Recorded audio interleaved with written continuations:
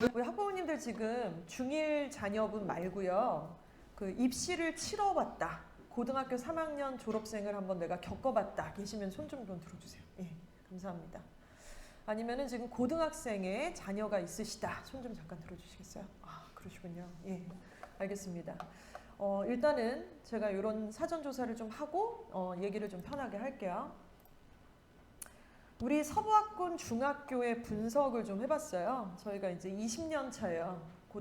중고등부 다 해서 이주와 영어 교습소에서 지금 어학원까지 이 지역에서는 이제 20년 차 학원을 운영을 하고 있는데, 그러니까 첫 번째 해 제자들은 뭐 지금 다 취업했고 결혼했고 아들 낳고 뭐 이렇죠. 지금 저희 집에도 신랑이랑 같이 놀러 오고 뭐 이런 애들도 있는데, 이렇게 쭉 중학교를 쭉 거쳐보고 고등학교 또 올려 보내놓고 대학도 보내보니까 서부학군의 이 특징이 분명히 있어요. 전제는 저는 서부학군에서 먹고 살고 있고 서부학군이 당연히 저희 고객들이고 저는 당연히 폄하할 생각은 당연히 없습니다. 우리라고 생각을 하기 때문에요. 일단 첫 번째는 중학교 공부에 낙관적이세요. 그쵸? 지금은 너무너무 낙관적이시죠. 지금 표정도 밝고 저는 이해가 가요. 진짜. 뭐 그냥 건강하게만 자랐으면 좋겠고 뭐 여름휴가 어디 갈 거야? 뭐 이런 얘기하고 있고 삶의 질 상승템 이런 거 얘기하실 것 같고 애들한테도 비타민 못 챙겨줄까? 되게 마음의 여유가 좀 있으실 텐데 일단 어찌됐건 되게 낙관적이십니다. 이유는 뭐냐면 아직 중1들은 뭐 시험을 전혀 보지 않았었지만 2학년, 3학년이 돼도 여전히 너무나도 낙관적인이라는 것이죠. 이유는 A평가 때문에 그렇습니다. 아직 애들 시험 한 번도 안 봤죠. 이제 2학년 되면은 시험 결과가 나와요. 그래서 우리가 어제도 그 중2 간담회가 있고 내일도 중2 간담회가 있는데 중2 학부모님들은 이제 한 번 맞은 거예요. 근데 이제 맞았다고 표현하기에는 본인이 맞은 줄도 몰라. 왜냐하면 이게 1등급부터 9등급까지 무슨 상대평가를 하는 게 아니라 그냥 어느 점수만 넘어버리면 A 점수를 줘버리니까 잘 봤어? 잘하잖아. 이러면은 A 받았어. 좋겠다. 뭐 이러는데 뭐가 좋다는지 잘 모르겠어요. 그래서 일단은 기본적으로 좀 많이 낙관적이신 거 확실히 맞습니다. 두 번째는요. 지금 우리 학부모님께서 입시 경험이 있으신 분이 계세요. 여기도. 그리고 조만간 입시 경험이 있으실 텐데 학부모님께서 실제로 실전으로 입시를 경험을 하셨다 안 하셨다라는 건 천지 차이다. 저는 그렇게 생각합니다. 맞으시죠, 어머니? 심정적으로. 예. 우리가 뭐 입시 한번 치렀다고 해서 무조건 전문가가 되는 건 아니지만은 일단은 마지막까지 한번 가봤다라고 하는 거는 큰 차이가 분명히 있어요. 시뮬로 돌려보는 것과. 세 번째는 지금 이 중학교에서 1년의 과정들이 있는데요. 상신중, 연천중, 불강중, 뭐 덕산중 이렇게 다니고 있는데 중학교에 지금 진행 중인 교육 이 과정이 사실은 대한민국의 입시하고 별로 관련성이 없다는 거죠. 지금 중학교 때 A 학점 맞고 뭐 수행평가하고 이 내용들이 제가 보기에는 대한민국 입시하고 별로 관련성이 없어요. 거기서 A를 받든 뭘 잘하든 간에. 인정하시나요? 예. 자, 그리고 네 번째는 그 와중에 깨인 엄마가 있어. 그 여자 아시죠? 주변에 한두 명씩 있지 않아요? 이렇게 막 난리 났어. 막 맨날 입만 열면 교육 얘기하고 막 재미도 없는데 막 계속 얘기하고 자식 자랑하고 막 어디 학원을 라이딩을 하네 어쩌네 막 이런 얘기 하시는 분인데 만약에 그 양반이 내실이 있다면 그 양반이 2%입니다. 그러니까 2%인 척하는 엄마가 있고 레알 찐 2%가 있는데 그 2% 엄마는 어떻다? 겁나 외롭죠. 겁나 외로워. 일단 대화가 안 돼. 막 얘기하고 뭐 어쩌고 저쩌고 근데 대화가 안 돼요 일단. 그래서 그 엄마 외로워요. 그래서 결국 이렇게 약간 소수의 외로운 학부모님들이 계시긴 하다. 근데 2%다. 이거고요. 자, 결국 그래서 저희는 이제 이런 것들이 항상 저희가 어떻게 전달을 해야 되고 실질적으로 이주와 어학원에 보내셨을 때는 어떤 대비를 해야 되는지를 항상 고민을 좀 하고 있는 상태기는 합니다. 자, 그렇다면 여기 지금 빨간색 이 바에 써 있는 저 글들을 한번 이렇게 뇌피셜이 아니라 속마음으로 한번 얘기들을 해볼게요. 이거 왜 이러냐? 이걸 속마음 번역기로 한번 번역을 좀 해보겠습니다. 근데 우리 학부모님들 아마 입시 치러보신 분이나 2, 3학년 중학교 2, 3학년 고등학교 1, 2학년이면 더 와닿으실 거라는 생각이 드는데요. 왜 그렇게 낙관적일까요? 일단 지금 학부모님들 해당도 아니세요. 상대평가, 아까 뭐 절대평가도 지금 안 해봤으니까 중1이라서 시험도 안 봤으니까. 근데 중2 돼서 시험 성적 딱 나오면 이게 상대평가인지는 알아요. 알잖아요. A, B 이게 상대평가로 평가가 됐다는 사실은 알고 있지만 이게 찐으로다가 1, 2, 3, 4, 5, 6, 7, 8, 9등급으로 나눴을 때 얘가 진짜로 어느 정도야? 라는 걸 별로 확인하고 싶어 하지 않아요. 인정? 아우 벌써부터 머리 아파. 피곤하고 아우 자신도 없고 알고 싶지 않아. 두 번째는 고등학교 공부는 내신이다. 이제 이렇게 생각하시는 학부모님들도 계세요. 나중에 이것도 지금은 어느 정도 그렇게 생각하시는지 저는 모르겠습니다만은 고등학교 공부는 무조건 내신이지. 이제 이런 생각도 하시는데 이유가 뭐냐면 실제로 실전 가면 고등부 올라가서 애들이 모의고사 공부를 안 해요. 못 하기도 하고 안 하기도 해요. 그래서 정시로 간다던가 수능 최저로 맞춘다든가 했을 때 일단은 자신이 없어서 약간 이렇게 뒤로 물러나요. 마지막 상황에 결국에는 굉장히 불리한 원서를 쓰게 되는 상황들을 저는 너무 많이 봅니다. 믿었던 애들조차도. 자, 세 번째는 이제 생기부는 나름대로 잘 챙기는데 실제로 나름대로 챙기는 거지 그게 객관적으로 봤을 때 어느 정도 이제 수학에 있는 정도의 어떤 성과냐 이런 것들은 모르잖아요. 근데 확인받고 싶지 않아 하는 부분이 있습니다. 경쟁력 있겠지. 뭐 이대 보고 보냈으니까 대성을 보냈으니까 예의를 보냈으니까 이렇게 낙관적인 분위기. 자, 그리고 이제 이러다가 저러다가 고등학교 가갖고 이제 만약에 내신이 안 나오잖아. 이러면 이제 갑자기 정시로 돌린다고 얘기를 합니다. 우리 고등부 학부모님들 계시니까 아마 이해하실 거예요. 지금 몇 학년이에요? 1학년? 몇 학년이세요? 3학년? 그래서 2학년, 3학년쯤 되면 이제 정시 얘기가 스물스물 나온단 말이에요. 내신이 잘 안 나오니까. 그러면 정시로 돌린다는 얘기가 정시가 강해서가 아니라 내신이 안 나와서 돌리는 거예요. 대부분이. 그래서 갈 데학이 없으니까 나 정시 파이터 되겠어. 뭐 이렇게 약간 이름을 붙이게 되는 거죠. 그래서 결국에는 속마음 번역기를 보면은 이런 속내들이 사실 있다는 거죠. 근데 아무도 이거를 까발리지 않아요. 그냥 서로 위로해주고 뭐 잘하지 이런 얘기를 하는데 누군가의 위로나 아니면 인정이 지금 필요한 사항이 아니라 내 새끼 성적을 정확하게 인지하는 게 굉장히 좀 중요하다라는 생각이 드는 거예요. 객관적으로. 그렇죠? 자, 근데 이해도 갑니다. 지금 객관적인 툴이 없으시잖아요. 수학도 학원을 그냥 겁나 보내. 막 특강도 하고 막 이것저것 다 시키고 계세요. 근데 이게 이제 과목마다 영어도 마찬가지입니다만은 객관적으로 도대체 어떻게 평가를 해야 되는지 그 툴이 사실은 좀 없다라는 것이죠. 그래서 이해는 좀 갑니다. 왜 이게 또 오늘따라 유선으로 해갖고 이렇게 어색하게 했냐.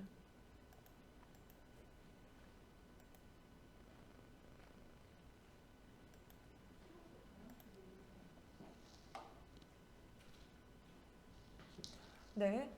자, 이런 부분이고요. 그래서 바로 간단하게 다음 페이지로 넘어가도록 하겠습니다.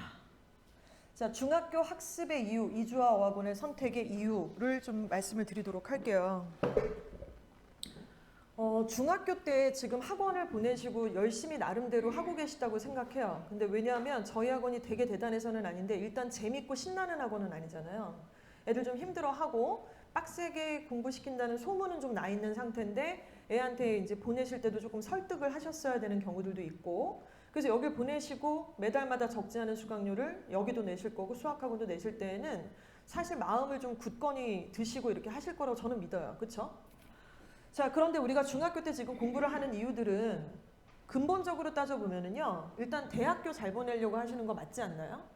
그래서 어디 유학 계획이라든가 아니면은 뭐 다른 계획 있으신 건 아니죠? 애를 극기 훈련시키기 위해서 이주화를 보낼 거야. 이건 아니시잖아요. 그렇죠?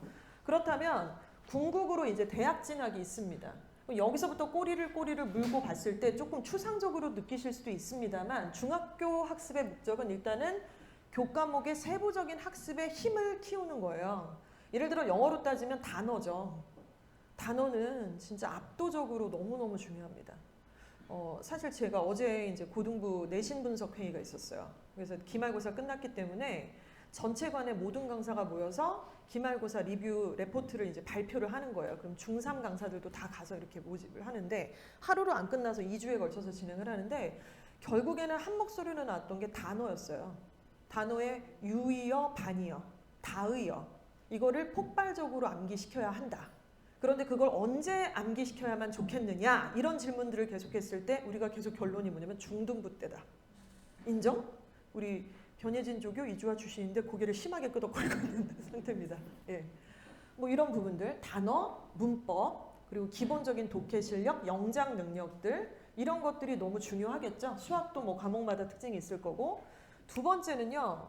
이거 무슨 바른말 대잔치 아니고요. 진로에 대한 관심 부분을 지금부터 열어주셔야 돼요. 저 무슨 오은영 박사 아니에요. 전 그런 사람 아니고 그냥 사교육에 종사하는 사람이지만 진로에 대해서 아이가 어떤 분야에 관심을 갖고 있는지 끊임없이 계속 대화를 나누고 좀 지루하죠. 그리고 내가 모르는 영역이면 얘기를 길게 끌고 갈 수도 없지만 사실은 내 새끼가 의지할 수 있는 사람은 우리밖에 없잖아요. 그렇잖아요? 아빠 엄마밖에 더 있겠습니까? 누구를 의지해요 걔가. 그리고 굉장히 심할 정도로 영향력도 너무 많이 받아. 이렇게까지일 줄은 몰랐는데 너무 많이 받아요. 일단 진로에 대해서 아이가 뭐가 되고 싶다 그럴 때 기본적으로 걔가 관심 갖고 있는 분야에 대한 세부적인 내용 파악이 좀 되셔야만 한다는 거죠. 그 부분도 뒤에서 얘기를 하겠습니다.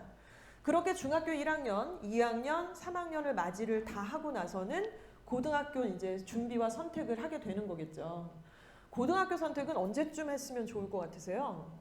대부분 중3 때라고 얘기를 하시고 실제로도 중3 때 많이 의뢰를 하시지만은 제 생각에는 중학교 2학년 마지막 정도에는 고등학교를 어느 정도 설립을 좀 하셔야만 해요. 그래야 뭔가 답이 나오더라고요. 그런데 우리는 지금 성취평가를 받고 있습니다. 그렇죠? 자, 얘네들이 어찌됐건 고등학교를 갈 거예요. 저희는 현재 지금 서부학군에 있는 8개 고등학교만 딱 정해서 걔네들만 데리고 지금 수업도 하고 관리도 하고 있는데 고등학교의 학습의 이유는요. 당연히 대입이니까 내신이 겁나 중요하잖아요. 그리고 수능도 당연히 중요합니다. 다 알고 계시죠?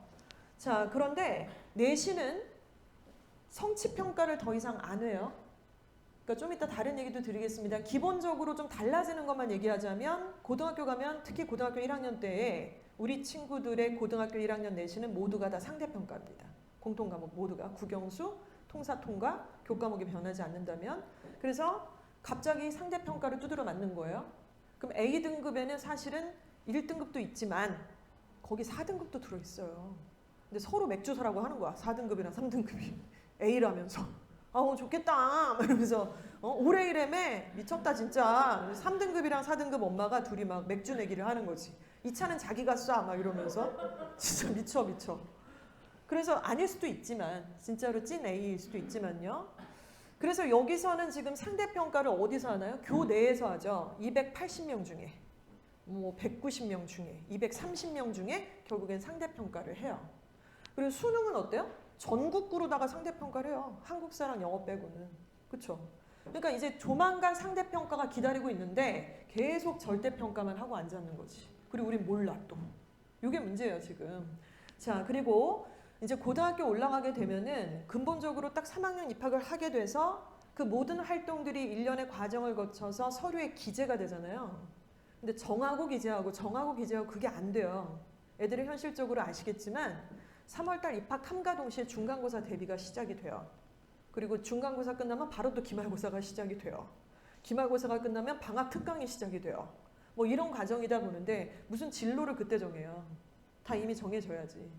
그래서 이미 진로는 어느 정도 영역이나 계열을 좀 정해놓고 고등학교 때는 그 진로에 대한 역량을 표현을 해는 게 생기부에 기재가 되는 상황이 되는 겁니다. 그렇죠? 이 부분. 그래서 결과적으로는 그런 내용들의 점수랑 진로 역량 같은 것들을 이렇게 생기부 기재 내용을 보면서 얘가 대입에서는 무슨 전형으로 학생부 종합으로 갈 건지 교과로 갈 건지 어느 계열로 진로를 짜서 생기부를 꾸려서 낼 건지 이런 것들을 선택하는 과정이 고등학교 상황입니다. 그렇죠? 그리고 이때는 보시는 것처럼 상대평가로 진행을 하고요. 자, 그리고 대학 진학을 하게 될 때는 이제 희망 학과 선택하고 대입 전형에서 수시로 갈 거니까 종합을 갈 건지 교과로 갈 건지 정시로는 거의 못 가요. 서부학군에서는 거의 못 가니까 그 얘기는 제가 여기서는 안 할게요. 지금 너무나 먼 얘기고. 자, 그리고 목표 대학을 정해서 전국 상대평가로 맞짱 한번 뜨는 겁니다. 여기까지 맞으시죠? 그리고 우린 지금 여기 있다. 그러니까 제가 느끼는 거는 너무 갭 차이가 커요. 그리고 이제 첫째 어머님이 입시를 치러보셨으면 이걸 좀 어느 정도 아셔서 조금 이렇게 대비를 그래도 이제 숨가쁘지 않게는 하시는데 대체로 첫째 자녀 어머님들이 고1 딱 올라가가지고 중간고사 보고는 눈물 잘잘잘. 미쳐 막 이러고 막 뭐 하나 올려놓으면 뭐가 떨어지고 막 이런 상황들. 그리고 막 애도 막 불안해 죽겠다 그러고 학원에서도 뭐 감이 있네 없네 막 이 소리 하고. 제가 제일 극혐하는 게 감 얘기예요 요즘에. 감 얘기를 왜 해요 학원에서. 이게 무슨 뭐 감으로 좌지우지 되는 시험도 아닌데. 그래서 아무튼 지금 이런 상황입니다. 자, 그렇다면 성공적인 학습을 위한 잡디파인이 좀 필요해요. 우리 학부모님들이 지금 저도 이제 자녀가 있고 하지만은 아이들 성적에 따라서 참 기분이 업다운이 좀 되고요. 한숨도 났다가 기운도 어깨도 좀 올라갔다가 항상 좀 그런 것 같아요. 그렇죠? 저 이게 뭐라고? 그리고 우리가 걔네한테 줘야 되는 메시지 같은 게 또 있어요. 긍정의 메시지. 내가 얘한테 무조건 성적 올려서 정말 좋은 취업해갖고 돈 많이 벌고 그런 메시지만 또 줄 수 없으니까 정말 어떤 메시지를 줘야 되는지 그런 어떤 윤리적인 어떤 도덕적인 이런 어떤 부담감도 좀 있는 상태인데 어찌됐건 그 와중에 한번 역할을 저희가 정리를 해봤더니요. 이제 서구학군에서 그래도 오랫동안 학원하면서 성공 로드맵을 겪었던 학부모님은 일단 애랑 친해요. 일단 애랑 친해요.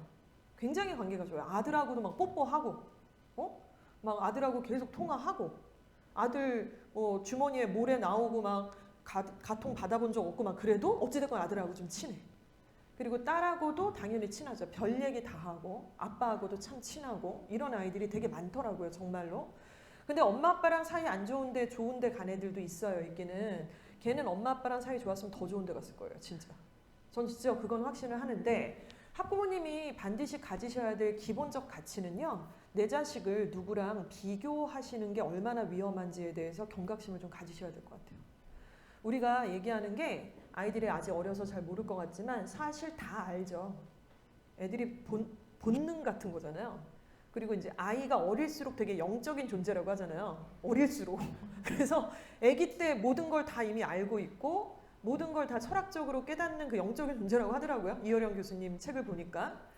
아이는 다 압니다. 엄마가 나를 진심으로 응원하고 믿어주는 건지 아니면 지금 좀 더 잘하라고 가스라이팅을 하고 있는 건지 이런 것들을 다 알고 은근히 돌려가게 하면서 약간 우리 그럴 때 있잖아요. 이렇게 화를 억누르면서 하지만 엄마는 널 좋아해 막 이러면서 마지막에 어제 저한테 있었던 게 그래서 믿음과 응원 정말 필요합니다. 그리고 함께 한다는 거에 대한 개념이 좀 필요할 것 같아요. 함께. 이건 애가 하는 거지. 지가 하기 나름이지. 못해요. 혼자 하기에는 너무 외롭고요. 너무 어려워요. 복잡하고. 그리고 학부모님들 다 모른 척하지만 우리 학교 다닐 때 그렇게 공부하는데 마음을 다잡는 게 쉽지 않으셨잖아요.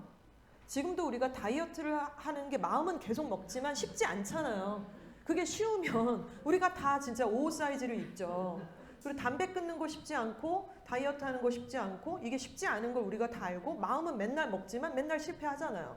근데 마치 아이들한테는 그것이 굉장히 쉬운 것처럼 엄청나게 그렇게 강요를 한다는 거예요. 말이 안 돼요. 다 까먹으셔서 그래요. 이해가 안 간다고. 이렇게까지 했으면 나 같으면 진짜 거짓말하지 마세요. 진짜로. 그래서 우리가 정말 아이를 믿어준다는 거는 과정에 대한 중요성을 좀 깨우치는 게 정말 중요할 것 같아요. 아이들마다 역량이 좀 다르니까요. 근데 저는 제가 무슨 뭐 교육 전문가도 아니고 제가 이런 얘기를 하려고 하는 건 아니고 저는 이제 현장에서 겪은 얘기들 바이 베이스로 좀 설명을 드리려고 합니다. 근데 이게 진짜 중요한 것 같아요, 저는. 그리고 이제 애는 기본적으로 자기가 학습해서 개념을 내가 파악을 했는지 내가 뭘 알고 뭘 모르는지 모르면 질문을 되게 서슴없이 좀 해야만 한다라는 거에 대한 인지가 있는지 이런 게 정말 중요한데 만약에 이제 어떤 과목을 되게 오랫동안 투자를 해서 애를 서포트를 했는데 나중에 결과론적으로 점수가 너무 안 나와버리는 배신당하는 과목들이 간혹가다 있습니다. 저도 그런 적이 있는데요. 저희 아이한테 이유를 나중에는 못 찾고 되게 황당해지는 상황이 생겨요. 근데 시간은 제일 많이 쏟고 돈도 제일 많이 들였는데 점수가 안 나와. 이유는 뭐냐면 애가 그냥 학원만 다닌 거죠. 학원만 다니고 숙제하라니까 한 거고 단순 암기를 한 거지 응용도 안 하고 그냥 영혼 없이 머리 뭐 딴 생각하고 음악 들으면서 막 그냥 이렇게 써 제끼고 이제 이러면서 또 학원에 상담을 해보면은 뭐 열심히 잘하고 있다는 식으로 약간 수세적인 얘기들을 하게 되고요. 아무튼 그렇습니다. 그래서 애가 자기가 지금 이 개념을 알고 있는지 모르고 있는지를 확인해야 되는데 방법은 딱 간단하게 있어요. 뭐죠? 지가 배운 거를 말로 혹은 글로 쓸 줄 알면 아는 거죠. 이해했어? 네. 말해봐. 뭐라고 이해는 했어요. 연병하고 있는데 써봐. 말해봐. 먹들어지게 말 안 해도 돼. 그냥 두두두두 그냥 단어로 툭툭툭 던져. 해시태그 던지듯이 이렇게 던져봐. 그러면은 이제 얘기를 하는데 안 그러면 모른다고 봐야죠. 우리가 기본적인 공부의 원리가 있으니까 메타 인지 같은 겁니다. 또 중요한 건 시간인데요. 갈수록 애들이 집중력의 시간이 좀 짧아진다고 해요. 근데 저는 그 얘기도 좀 별로예요. 맨날 요즘 애들은 어떻다, 요즘 애들은 어떻다 뭐 그러는데 뭐 옛날에도 그랬고 항상 그랬어요. 요즘에도 똑똑한 애도 있고 좀 집중 못하는 애도 있고 한데, 근데 중요한 거는 기준이 뭐냐면 시험 시간이죠. 고등학교 1학년 되면 모의고사를 보잖아요. 그러면 영어가 70분이에요. 1시간이 넘어가잖아요. 듣기를 해야 되고 필기를 써야 되고 OMR 체크를 해야 되고 뭐 검토할 시간까지는 없습니다. 수학과 국어도 90분, 100분 이렇게 시간이 넘어가는데 그 시간 동안 중간에 화장실 갔다 올게요. 안 되잖아요. 부정행위니까. 그렇죠? 갑자기 잠깐 자고 할게요. 안 되잖아요. 아 너무 머리 아파. 유튜브 하나만 보고 할게요. 안 되거든요. 근데 어느 날 갑자기 고1이 돼서 다시 태어나서 애가 갑자기 90분이나 100분이나 70분을 시험 볼 수 있는 인간으로 되는 건 아니기에 순차적으로 시간 관리의 케이던스를 익혀야 됩니다. 50분 공부하고 10분 쉬고 50분 공부하고 10분 쉬고 50분 공부하고 10분 쉬고 이게 조금 훈련이 필요하다는 거죠. 점점 갈수록. 자, 그리고 고등학교가 중요해요. 대입에서는. 그래서 지금 갈수록 우리 학부모님들 중1인데 얘네 때부터는 진짜 이 출신 고등학교가 너무 중요한 고교 서열화가 더 심해질 거로 저희는 좀 예상을 하고 있고요. 고등학교 중요합니다. 고등학교가 다 똑같지 않고요. 선생님들은 당연히 훌륭하신 분들이겠죠. 어렵게 교사가 됐으니까. 근데 고등학교의 역량은 일단 좀 다른데요. 대입 자체를 이해하지 못하는 고등학교도 있습니다. 깜짝 놀랄 정도로 있고요. 자, 그리고 대입에 강한 학교도 있습니다. 대입에 강한 수업, 대입에 강한 수행평가 활동을 정확하게 이해해서 아이들이 그 과정만 잘 수행하더라도 어느 정도 기재가 될 수 있는, 건질 수 있는 것들이 많이 펼쳐져 있는 그런 학교들이 분명히 있어요. 자, 그리고 객관적인 평가를 하는 거죠. 자기네 주관적인 평가를 하는 게 아니라. 예를 들어 생기부가 그냥 예를 들어서 뭐 대성고등학교 생기부가 좋은지 나쁜지는 대성고 선생님은 알 수가 없어요. 다른 고등학교 생기부랑 기록 이걸 비교할 수 없잖아요. 그렇죠? 자기 학교의 생기부만 보는 거니까. 그러니까 이게 객관적으로 어느 정도 수위에 있는지를 계속 평가를 받아야 될 필요가 좀 있는 것이죠.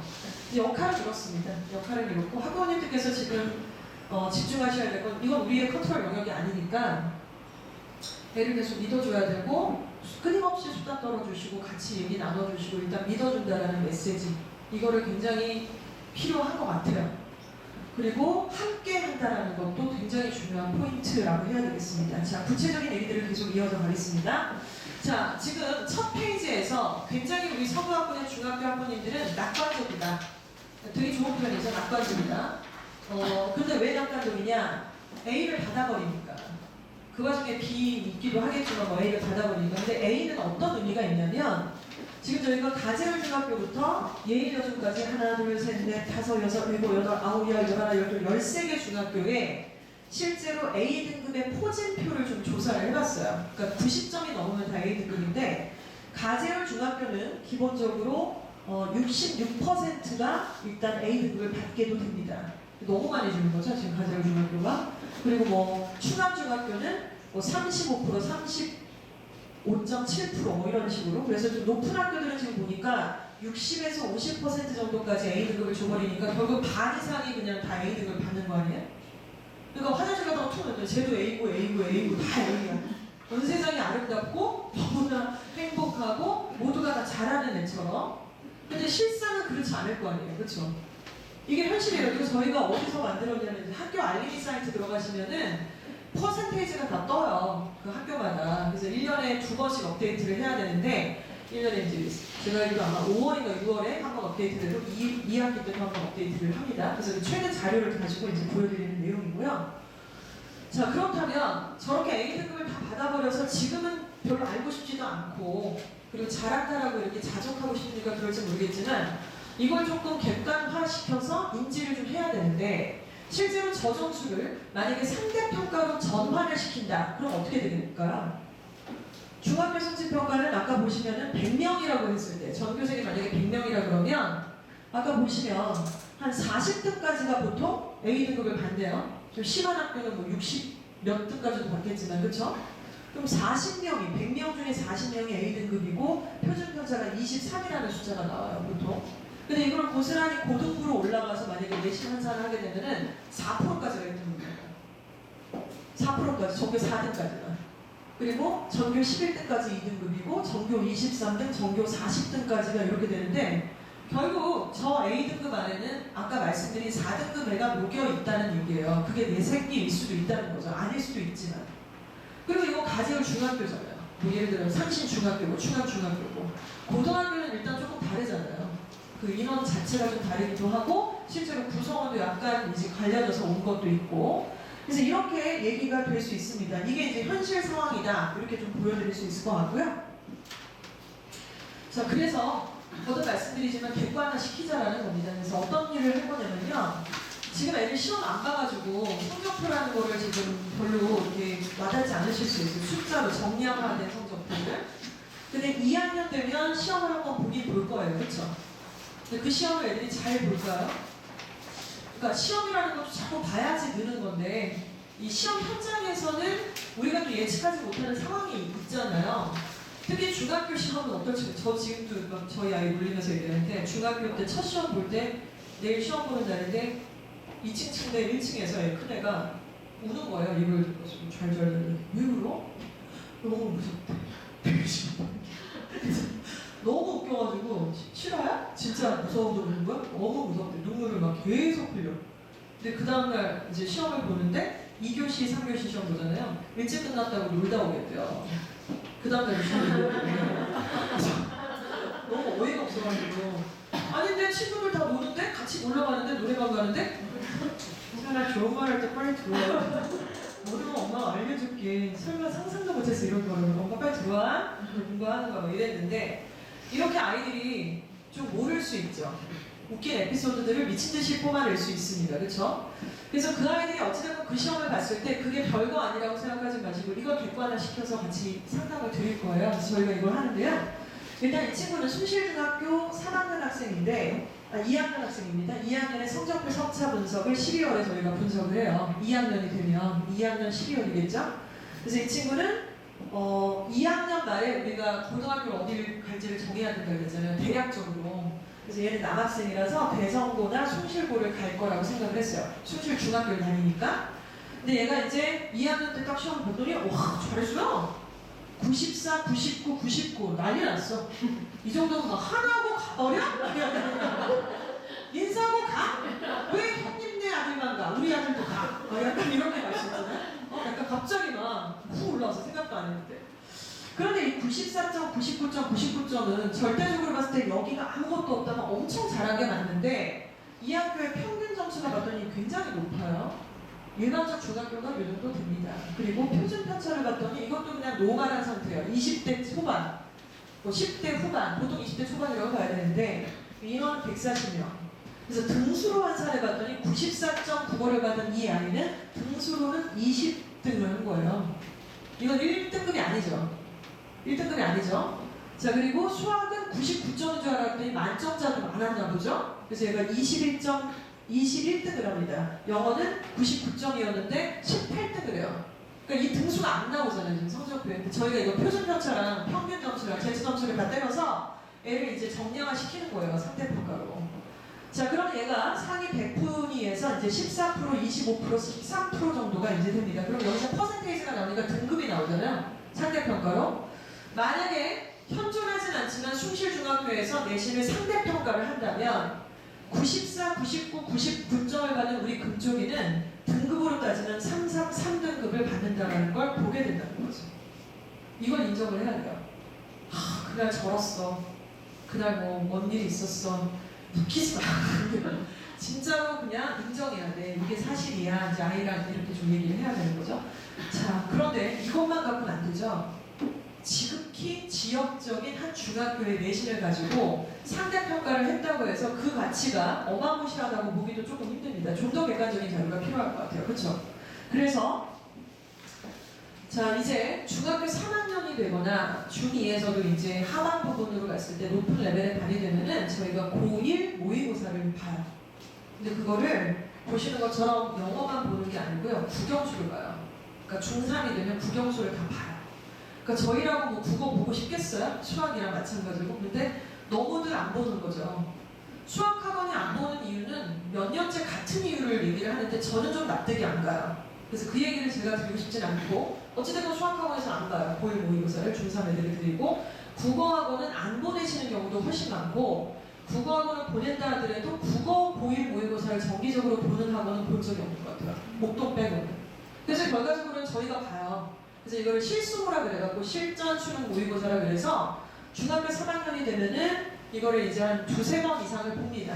그래서 시험을 여러 번 봐서 아까 말씀드린 것처럼 70분 동안 앉아 있어야죠. 듣기가 나올 때 어떻게 하고 이게 시험 보는 방식이 있거든요. 그래서 그렇게 보게 되면 이 친구가 중학교 3학년이고 여학생입니다. 동명여고를 지금 지원 희망을 하는 학생인데 국어, 영어, 수학에 등급을 봤더니 664가 나왔어요. 3월달 모의고사. 이거 지금 우리의 거 같지 않으시죠? 몇 등급까지 있는데요? 지금 9등급까지 있어요. 아이고 9등급까지 그래도 못해도 4는 나오지 않을까? 아닌 경우가 진짜로 많아요. 너무 많아요. 반 이상이. 그래서 국어는 6등급, 수학이 6등급, 영어가 4등급, 63점이니까 90점 넘어야 1등급이니까. 그래서 얘는 지금 목표 100분위를 잡는 것 자체가 의미가 없어서 페일로 잡은 거예요, 얘를. 그래서 이제 결과적으로 얘가 만약에 예일여고나 분명을 간다 그러면 요걸 가지고 저희만이 계산하는 그 제2점수 이 틀이 있어요. 저희 공식이 있어서 예일여고나 분명여고를 가면 내신이 국영수 주요 과목만 3.5등급, 2.5등급 정도 예상한다. 이렇게 된 거죠. 이해가십니까? 자, 이렇게 됐고요. 그러면 얘가 지금 이제 6월달에 한 번 더 보고 3월달에 보고 6월달에 보고 이제 8월달에 보고 계속 이런 식으로 이제 순차적으로 보게 되고 마지막에 이제 보는 시험이 따로 이름이 있어요. 그래서 6월달에 봤더니 이제 목표를 정해줍니다. 목표를 정해주면 얘가 이제 국어는 여전히 6을 때리는데 수학이 좀 올랐습니다. 4등급으로. 자, 영어는 63점에서 69점으로 좀 올랐는데 4등급. 여전히 등급은 이렇게 되고 그래서 일종의 이제 등급의 차이를 조금 보여주게 되죠. 자, 역시 예일여고 가게 됐을 때, 동명 가게 됐을 때 내신의 등급들을 저희가 환산해서 아이한테 보여주게 됩니다. 진짜 이거 어떨 것 같으세요? 이거 되게 맞아요. 생각보다 되게 정확해요. 약간 소름 끼칠 정도로 저희 아이도 했었거든요. 거의 비슷해요. 저게 저렇게까지 맞다고 약간 의심했었는데 계속 보시면 맞아요. 이게 진짜 레벨 테스트랑 조금 더 다르다라고 보실 수 있을 것 같아요. 자, 그러면 저런 아이들가 있느냐? 뭐 이런 경우도 있습니다. 자, 이 친구는 선정고등학교 과중반을 희망하는 학생이었어요. 그래서 이제 3월달, 6월달을 갔더니 국어가 7을 받았어요. 그러니까 무슨 얘기일까요? 국어 시험을 태어나서 처음 본 거죠. 저가 몇 분에 몇 문제를 풀어야 되고 구성이 무엇으로 되어 있는지조차도 모르겠고 지문이 엄청 긴데 이거를 갑자기 오토게 풀어 까막눈? 약간 이런 느낌일 수 있을 것 같아요. 집중도 안 되고. 그래서 일단 얘가 그냥 첫 번째 시험에서 그냥 나랑 먹은 거예요. 어떻게 할지 모르고 안 푼 문제는 많겠죠 아마? 그리고 이제 수학이 5, 영어가 3이 나왔습니다. 자, 그래서 얘한테 목표 등급도 이제 정해주게 되고요. 이렇게 되고, 그래서 이제 6월달에 봤을 때 목표 등급 정해줬더니 4, 4, 2로 좀 올랐어요, 얘가. 그래서 목표 등급도 정해주게 되고, 그래서 내신이 선정이랑 분명을 갔을 때 몇 등급이 나올지를 저희가 추산해서 주게 됩니다. 그러니까 저게 나와야 얘한테 맞는 고등학교를 선택하죠. 남들이 뭐 좋다고 그러면 그게 좋은 게 아니잖아요. 우리 애한테 맞춰야 되는데 우리 애한테 맞다는 거는 우리의 성격이 아니라 성적이죠. 그렇죠? 우리의 성적에 맞아야죠. 안 되는데 막 어려운 데 보내버리면 황당해지잖아요. 그렇죠? 그래서 요거를 언제 한다고요? 저희가 중학교 3학년 때부터 1년의 과정으로 쫙 한다는 얘기입니다. 그래서 저희가 이걸 하는 이유는요. 어느 학원의 레벨 테스트는 지극히 주관적인 거고 숭실중학교, 뭐 충암중학교, 명지중학교, 상신덕산, 연천중학교의 내신도 지극히 주관적인 일이라는 거예요. 그리고 영어만 갖고는 입시가 안 되니까 수학과 국어도 일종의 현실 파악을 좀 일찌감치 하고 얘가 시험을 안 봐서 본 적이 없어서 페일이 나왔네요 하고 웃고 넘어갈 문제가 아니라 빨리 약을 치시라는 거죠. 알고 계시니까 만약에 약을 안 치실 거면은 그런 부분을 말씀을 드리는 겁니다. 자, 그렇게 돼서 결국 마지막에 보는 시험이 미만고라는 시험입니다. 미리 만나는 고교 내신인데요. 이것도 역시나 국영수 모의고사예요. 근데 이제 고등학교 진학하기 전에 마지막에 보는 시험이죠. 한 번 갖고는 안 되니까 아까 보신 것처럼 3월달에 보고 6월달에 보고 이제 고등학교 원서 쓰기 바로 직전에 한번 봅니다. 그때 보게 돼서 저거는 거의 결정된다고 보시면 돼요. 근데 저거 보셔도 현실 부정 경우가 상당히 많고 그래도 좀 희망이 있지 않을까 이러시는데 뭐 희망을 달라고 하시면 희망을 드릴 수는 있지만 그게 무슨 의미가 있을까 싶어요. 팩트를 가지고 데이터를 갖고서 우리가 좀 예측을 해야 되니까. 그래서 이 친구는 지금 동명여고랑 예일여고를 1순위, 2순위로 썼는데 실질적으로 국수형에서 등급 나온 거 보이시고 동명 가면 1.6등급, 예일 가면 2.5등급 정도 같은 아이지만 같은 아이인데 동명 가면 1.6등급, 예일 가면 2.5등급입니다. 자, 만약에 동명 가서 1.63등급이다 그러면 대학을 어느 정도 갈 거라고 생각을 하시나요? 학부모님도 어떠세요? 동명 경우에는 1.64. 중경 몇시? 중경 몇시 문과죠? 중경 몇시 문과죠? 2대 정도 갑니다. 예일에서 2.5등급이면 어디 갈까요? 중경 몇시? 보다 조금 더 갑니다. 서강대 정도 갈 수 있어요. 이번에 되게 실적도 보니까 2등급, 2.4등급이면 고대 못했어요. 이제 서류가 되게 좋았지만 현역으로. 그러니까 이런 학생들이 있는 거죠. 학생들에 차이서 차이가 좀 있다는 거예요. 어느 학교가 뭐 되게 나쁘고 좋다 이런 게 아니라 알고 가자는 거죠. 입시를 이해를 하고.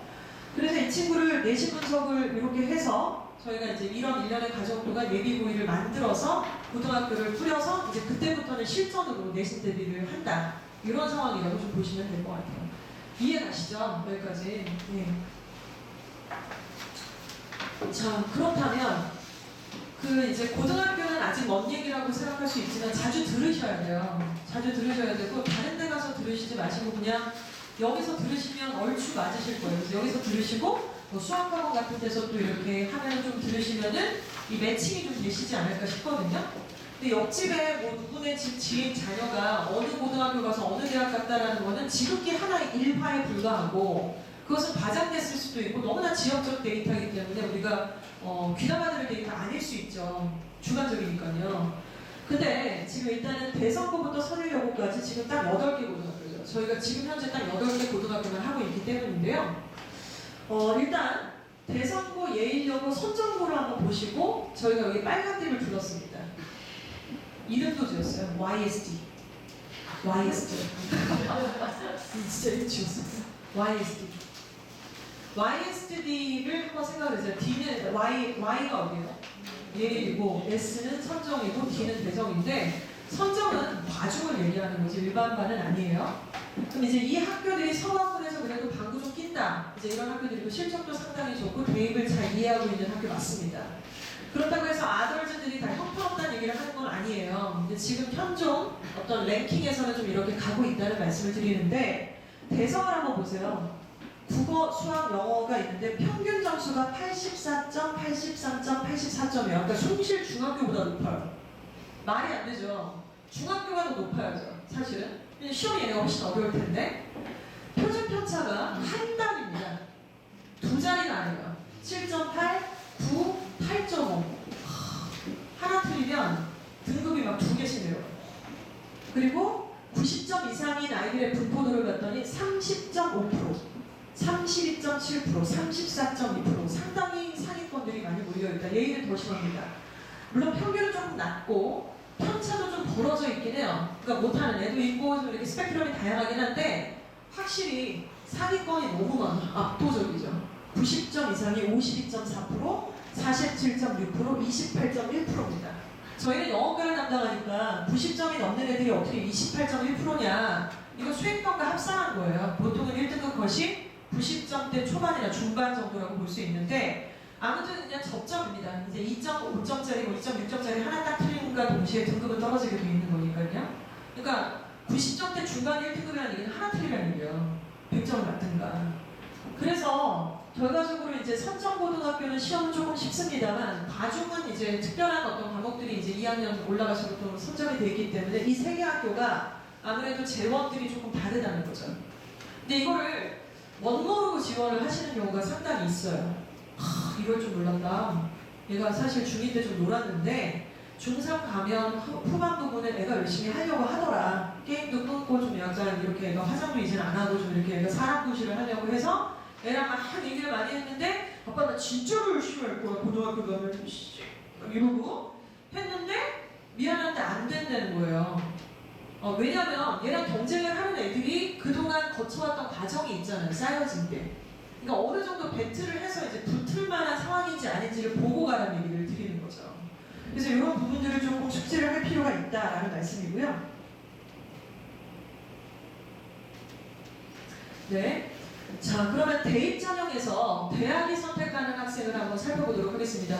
우리 아이들이 우리 집 금쪽이가 이제 중학교 1학년인데 왜 나는 여기서 이런 일을 듣고 있냐? 혹시 이러신가요? 중학교 1학년 그리고 이제 딱 1년 반 있으면 원서 써야 돼요.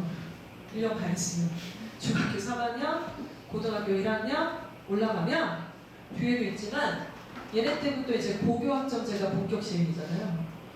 그 말이 뭐냐면 고1 내신이 그냥 다예요. 고2, 고3이 다 성취도 평가로 변하기 때문에 상대 평가로 다 때려버리는 게 고1 과목만 그렇다는 거예요. 결론은 그거예요. 지금은 안 그래요. 2학년에도 선택 과목들 중에 상대 평가하는 과목이 있어요.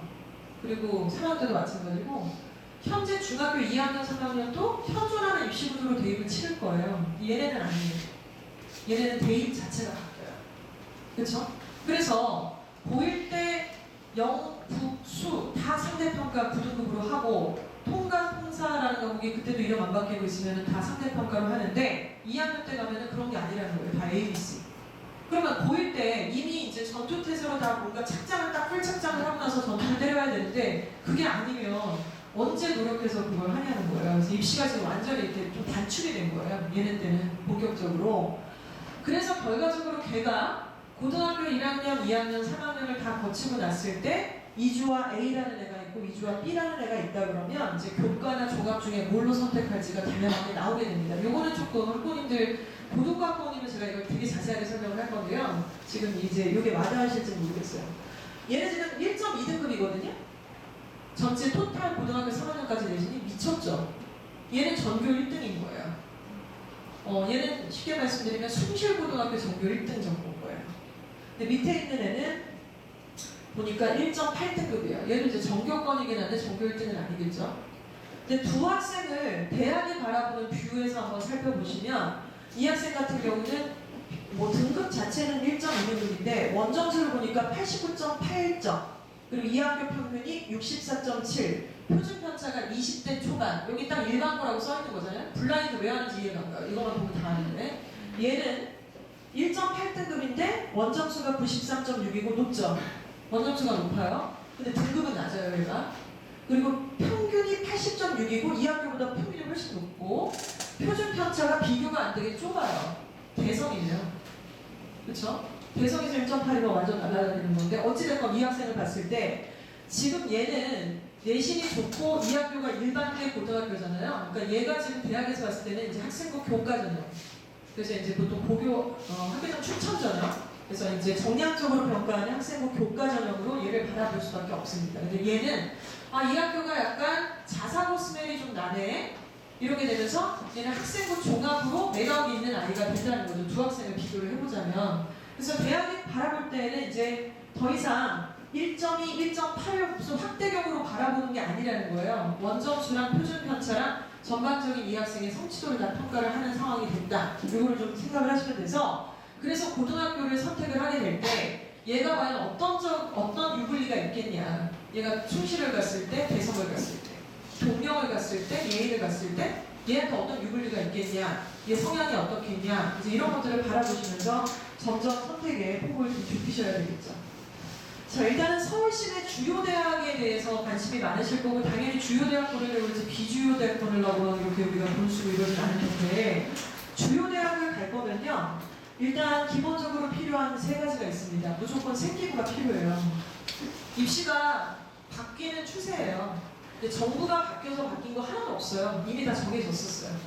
그러니까 문재인 정권 때 이미 다 정해진 것들이 지금 이제 수준을 밟고 진행을 하는 거지 갑자기 무슨 정부 바뀌었다고 입시안이 바뀌고 그런 이상한 나라는 아닙니다. 그래서 모든 것들이 이제 바뀌었는데요. 2015 교육개정안이라고 들어보셨어요? 2015 교육개정안? 근데 우리 애들은 2022 교육개정안의 첫 해를 이제 맞이하고 있는 건데 2015 교육개정안은 그 전 인사부터 드리겠습니다. 반갑습니다. 최희재 부장입니다.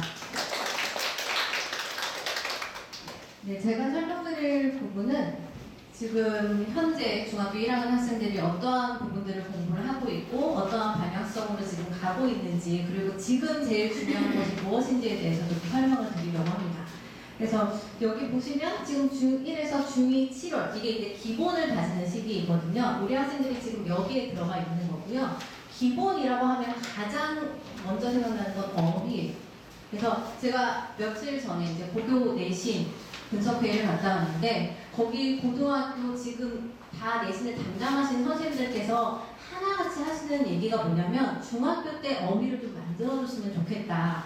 근데 그 어휘를 만들어주는 게 가장 1단계가 뜻과 스펠링을 암기하는 게 제일 기본이지만 사실 시험에 나오는 거는 단위어, 유의어, 그리고 문장에서 어떤 어휘가 적절한지 이런 확장하는 문제까지도 다 출제가 되거든요. 그러면 가장 기본이 되면 그 어휘가 어떻게 만들어졌는지부터 아이들이 머릿속으로 이미지화가 돼야 조금 이게 확장이 가능해요. 특히나 이제 시작하는 1학년 기초반 같은 경우에는 아예 그냥 하얀 상태에서 학원에 들어오기 때문에 이미지를 만들어주고 스케치를 그려주고 학생들이 스스로 공부할 수 있도록 플랜을 만들어주는 것, 거기까지 저희가 진행을 해야 되는 부분이고요. 그리고 5형식 문장 영작하기는 쉽게 말하면 단어의 순서를 정확하게 이해시키기예요. 그러니까 주어를 어디에다가 넣어야 되는지, 동사를 어디에다 넣어야 되는지, 각 단어의 품사는 기억하지만 그 품사가 문장에서 어느 위치에 있는지를 잘 모르는 거예요. 그래서 이러한 것들이 이제 기초 문법으로 형성이 돼야지만 더 나아가서 영작이 가능하게 됩니다. 그래서 그 모든 것들이 진행이 되려면 체력적으로는 엉덩이 힘을 기르는 게 중요합니다. 어머님들이 다 느끼셨겠지만 요즘 학생들이 잘 안 앉아 있어요.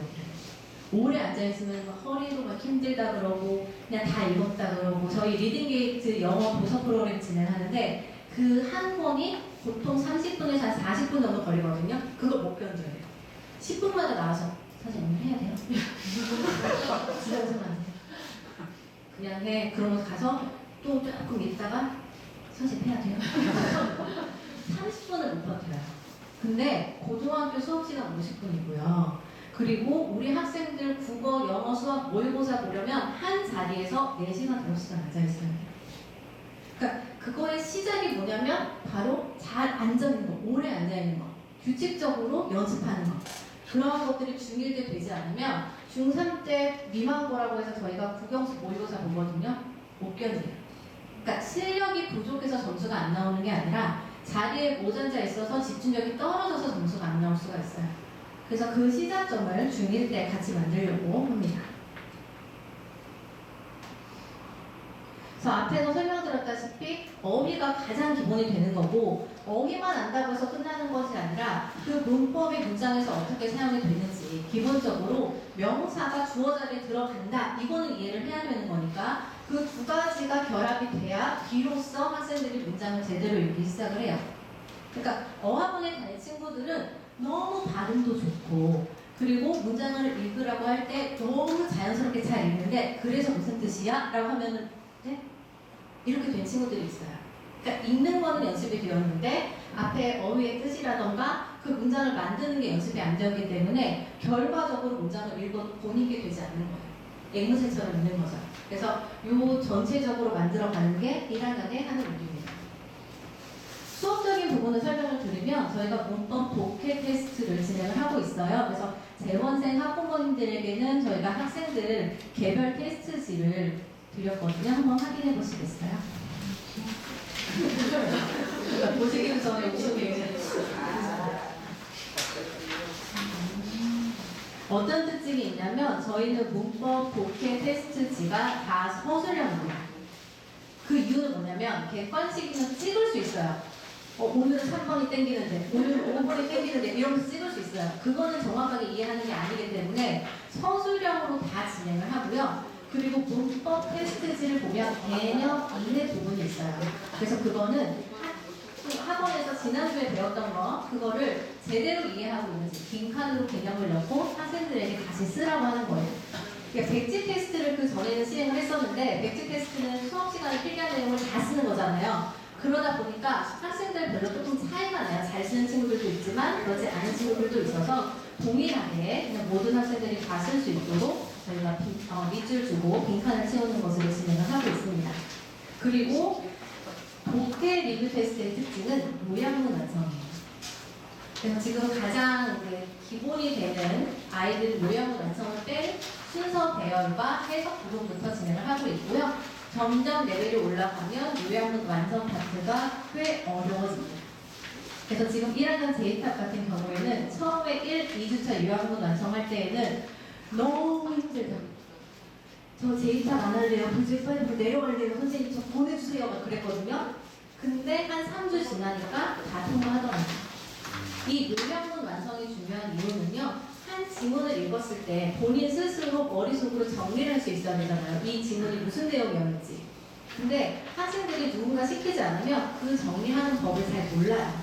그래서 정리하는 법을 일단 알려주는 거고, 요양 완성의 두 번째는 단어가 여러 가지가 있잖아요. 뜻을 가진 게. 그러니까 다의어라던가 유의어라던가 이런 것들을 대입할 수 있도록 요양 완성을 하는 거예요. 그래서 한 가지 뜻으로만 암기를 하지 말고 여러 가지 의미가 있다는 것을 파악하자. 이 두 가지 목적으로 요양 완성을 진행을 하고 있습니다. 밴드는 이제 가끔씩 어머니들이 들어가셔가지고 수업 내용을 이제 보실 거고, 저희에서 리뷰 테스트랑 설명드렸고요. 그럼 8월부터 우리 1학년 친구들은 어떻게 시작을 하냐면 7월 다음 주부터 저희가 이제 방학 특강 시작을 하거든요. 이것도 역시나 지금 레벨에 필요한 것으로부터 시작을 해요. 그러니까 VJ2부터 VJ4까지는 어휘, 그것도 어원을 이해한 어휘 테스트로 진행을 하는 거고, 상위반은 어휘는 추가적으로 더 많이 암기를 시킬 거예요. 단 문법, 생각보다 많이 문법을 이해하는데 시간이 걸리더라고요. 그래서 문법적인 부분들 진행을 할 거고요. 그리고 9월에는 독해 교재를 활용한 요약문 자기 의견 쓰기를 진행할 예정입니다.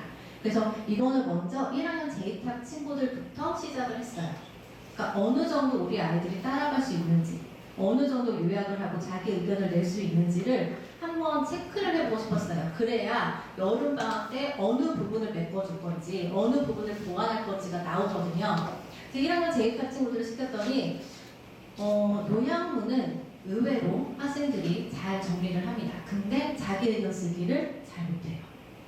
그래서 주어진 지문을 정리하는 거는 수업 시간에 선생님들과 같이 했기 때문에 잘 하는데, 거기에 의견을 쓰는 건데 그냥 아무거나 쓰세요 그러면은 저희도 좀 애매하잖아요. 그래서 예를 들어 본인이 고치고 싶은 습관을 쓰고, 그 습관을 고치려면 어떻게 해야 되는지 방법을 쓰세요.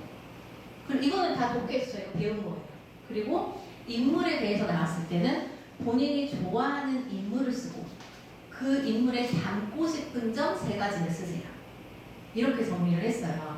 그래서 조금 더 구체적으로 아이들에게 지시를 내리면 학생들은 따라오는데, 단 1학년 재입학도 제가 놀랬던 게 뭐냐면 생각 외로 문법이, 그러니까 위치가 잘 안 잡혀 있거나, 네, 그래서 그 부분에 대해서 좀 보완을 여름 때 하고, 그리고 하반기에 시작을 하려고 합니다.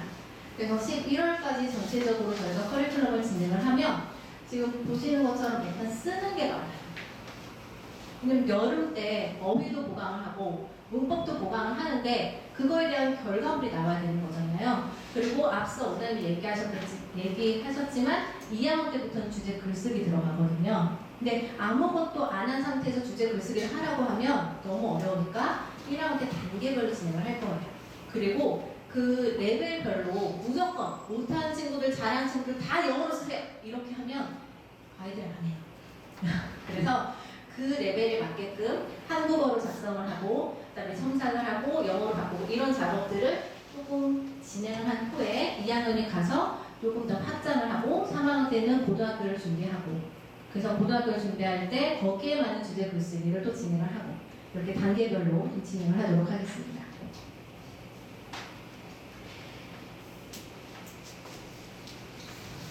그래서 어휘 특강은 항상 저희가 한 2년, 3년 전부터 고정으로 했던 특강이에요.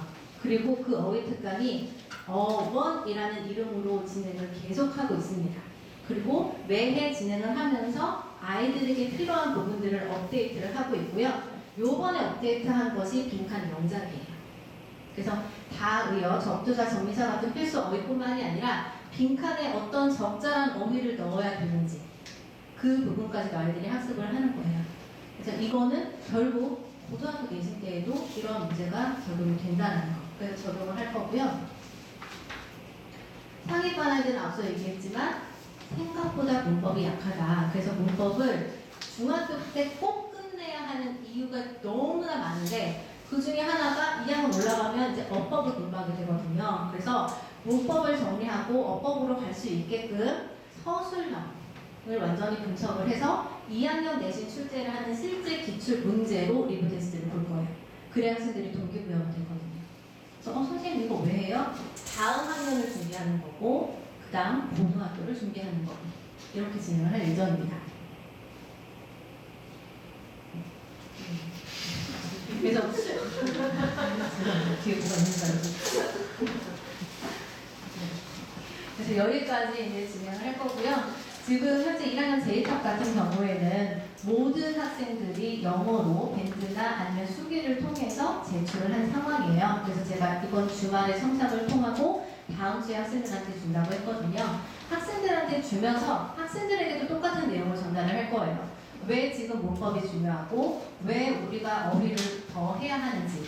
그래서 1학년 제1탑은 방학 동안에 한 과가 아니라 2과씩 가자라고 미리 얘기를 했었고요. 다음 주부터 1학년 제1탑은 어휘를 2배로 늘려서 학습을 할 예정이에요. 그래서 예전과 좀 다른 게 뭐냐면 예전에는 똑같은 중1이라고 해도 어머님들이 조금 이끄는 대로 학생들이 움직이는 성향들이 많았어요. 근데 요즘 학생들은 아니에요. 요즘 학생들은 본인이 이해해야 돼요. 그게 왜 필요한지 본인이 알아야 되는 거고 아무리 어머님이 너 필요하대, 특강 해야 된대, 너 필요하대, 여름에 뭐 어휘 많이 해야 된다라고 해도 학생이 움직이지 않으면 결국은 갈등이 생기고 결국은 이제 싸움이 되고 근데 그게 우리 아니면 아니에요. 요즘 학생들은 이해가 먼저 필요해요. 본인의 생각이 더 중요한 시기예요. 그래서 그 학생들의 성향에 맞추어서 수업 시간에도 선생님들이 설명을 해주실 거고요. 설명을 하려면 동기부여가 될 만한 것들을 가지고 설명을 해야지 무조건 밀어붙일 수는 없기 때문에 첨삭한 내용을 가지고 그리고 학생들의 단어, 실력, 평가를 가지고 설명을 할 예정입니다. 그래서 저는 지금 1학년에 가장 기본이 되는 그제 초반과 가장 잘하는 1제1탑을 동시에 들어가고 있습니다. 그래서 가장 기본이 부족한 아이들한테는 어떤 것이 필요한지 그리고 준비가 되었고 어휘도 하고 본인이 하겠다는 의지가 있으나 뭐 실력이 됐으나 그 학생들도 또 부족한 게 있거든요. 그래서 그 두 반을 들어가는 게 저는 오히려 지금 1학년을 파악하기에 너무나 좋지 않을까라는 생각이 들어요. 그래서 제가 느끼고 또 제가 수업을 지도하면서 같이 공감했으면 좋겠는 내용들을 어머님들과 수시로 전화 상담을 통해서 진행을 해드리도록 하겠습니다. 네. 저뿐만이 아니라 1학년을 굉장히 오래 지도를 하셨던 선생님이 계십니다. 그래서 잠시 인사 나누는 것도 하나씩 부탁드리겠습니다. 안녕하세요. 신현아 원장입니다.